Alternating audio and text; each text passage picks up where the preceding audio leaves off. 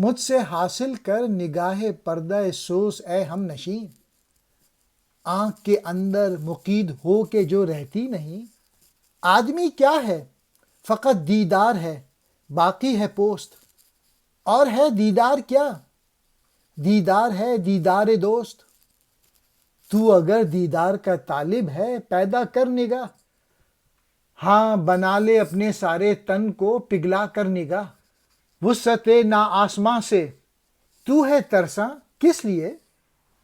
اس فراغائے جہاں سے تو ہے ترساں کس لیے؟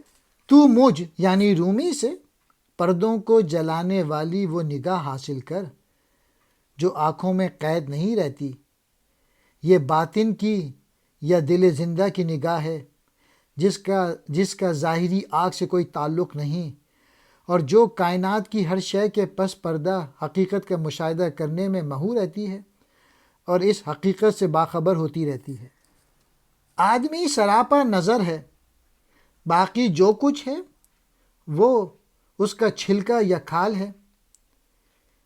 دید وہ ہے جو دوست کی دید ہو، مطلب یہ کہ انسان کی زندگی کا بنیادی مقصد خود میں ایسی نگاہ یا بصیرت پیدا کرنا ہے جس سے وہ محبوب حقیقی کے دیدار سے سرفراز ہو سکے اور اپنے باطن میں بھی جھانک سکے، خود کو فاش دیکھ سکے، اور یوں وہ صحیح معنوں میں نائب خدا بن کر خدا کی طرح ہر شے کی حقیقت کا مشاہدہ کرنے کے قابل ہو جائے۔